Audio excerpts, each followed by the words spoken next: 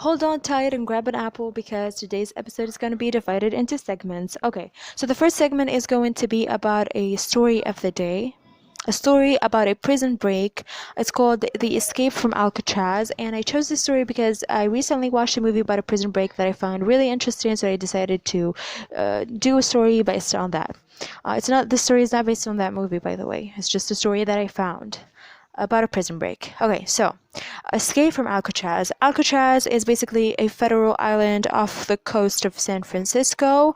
This prison is known by basically the people who, or the prisoners who are sent there, are prisoners who try to escape from their original prisons and try to make troubles and basically just were, was not abiding to the original prison's laws. So basically, they were sent there to be for like a form of rehab basically, and they stay there for like about 8 to 10 years, and then they were going to be transferred into other prisons or their original prisons. So basically the main idea of this prison, or this Alcatraz prison, was it was impossible, and it made it impossible for prisoners to escape, so they would make them abide into the prison laws basically. And yeah, so why this prison was basically impossible to escape from, it contained a lot of or many natural and artificial contradictions that made it impossible to escape from, such as, well, the natural causes, were the natural contradictions, where it consists in being a high rise prison on a rock over an island surrounded by the cold waters of the San Francisco Bay, and its dangerous currents and the fish and sharks it contains. So basically, if you were to escape the actual prison, there was no way you would get from the island into the land. So yeah, the dry land. This is the natural causes. As for the artificial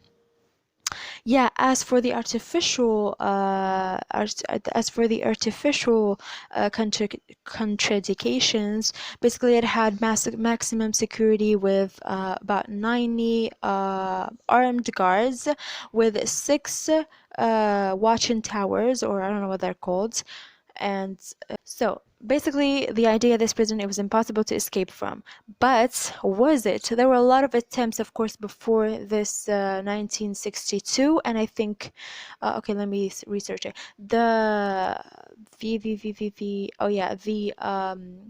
escape attempt before 1962, or the most famous attempt to escape before 1962, was 1946. And so six prisoners basically got into a bloody escape with the guards. They almost made it, but they didn't find the key to the outside doors, and the battle ended. It lasted 3 days with two guards dead and three prisoners dead. Oh, and the last two prisoners, who, because there were six prisoners trying to escape, so the last two prisoners were killed basically, or they were executed. Yes. Okay, so the story about today is going to be about the 1962, or the attempt of 1962, with inmates Frank Morris and the brothers John and Clarence Anglin. And Angelin, I don't know, something like that. So basically what they did was build puppets or build dummies in order to fool the build dummies in order to fool the guards that they were in the cell, and they used sharpened spoons to bore through the prison walls, left papier-mâché dummies in their beds, and floated away on a raft made from 50 raincoats. I mean, if this is not dedication, I don't know what is. They basically bore through the prison walls with sharpened spoons, and they made dummies to fool the guards that they were still in their beds. Plus, they took 50 raincoats and made a raft a raft of it. So, but what happened next has stumped historians for decades because their bodies were never recovered. They were never recovered. So nobody knows if they actually made it or not. So nobody knows if they're actually alive.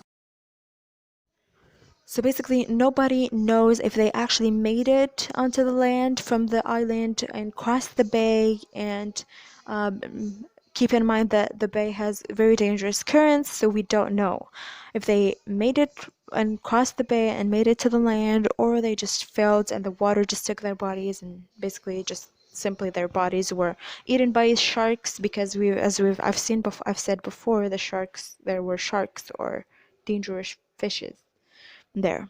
Yeah, sharks and fish it contains basically. Maybe. You never know. So, yeah, but the known fact is their bodies were never recovered until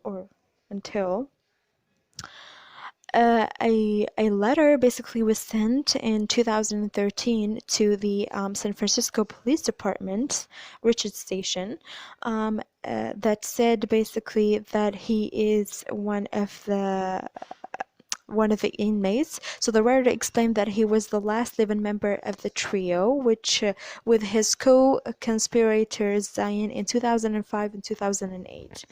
He basically offered a deal if authorities announced at television that he would receive a single 1-year jail sentence in which he could have the medical treatment he needed.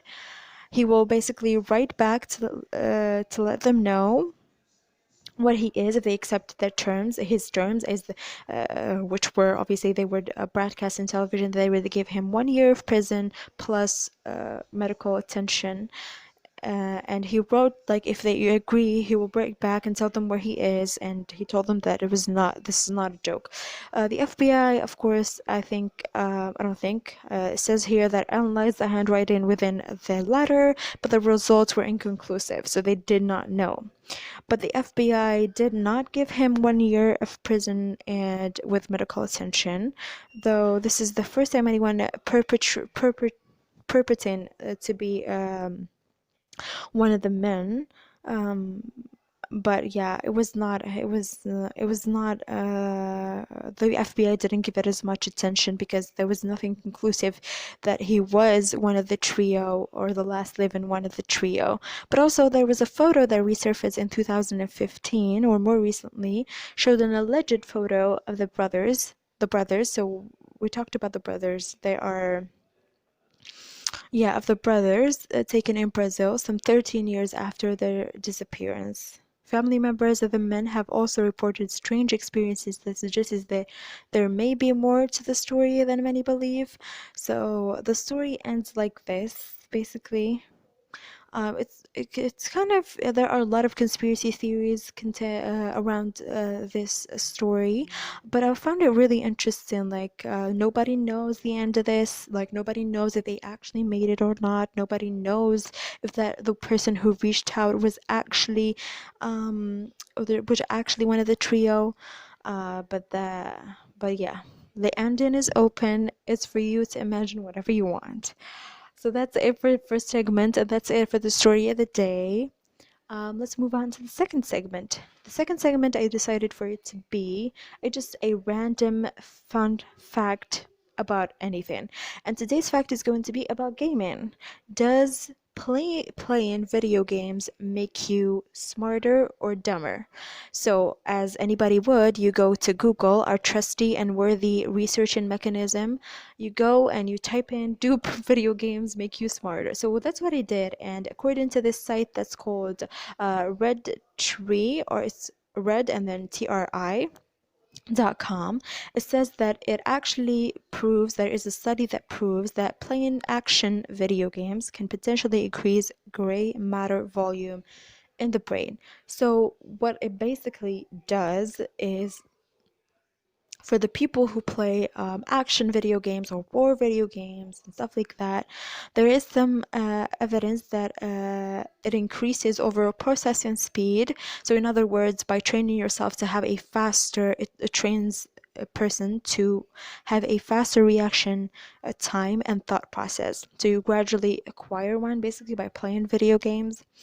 And but it also says that professional gamers have brains as sharp as quick as fighter pilots, but bodies like 40 years smokers, which makes total sense because I love seeing people play video games such as Warzone and PUBG and stuff like that.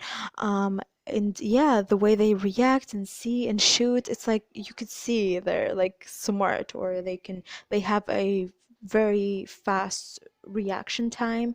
But also, I think for most, I don't want to generalize, but I think people who play video games are going to be seated at their desk all day and they're going to be snacking. I mean, hell, I would be snacking and playing video games. That's the life.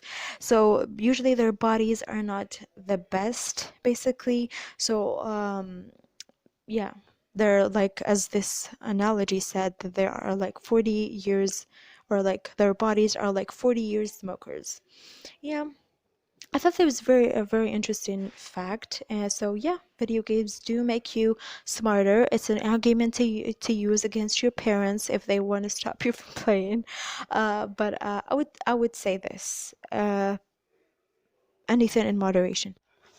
And the last segment is going to be quote of the day. And I decided the quote is going to be about gratitude, because gratitude is something very important and is taken very lightly. But you should always be thankful for everything and anything that you have. So today's quote is going to be is the following: gratitude turns what we have into enough. It's by Anonymous. And yeah, that will be it. Thank you for listening and listening to me just talk random stuff about random things. And yeah, that's it. Bye.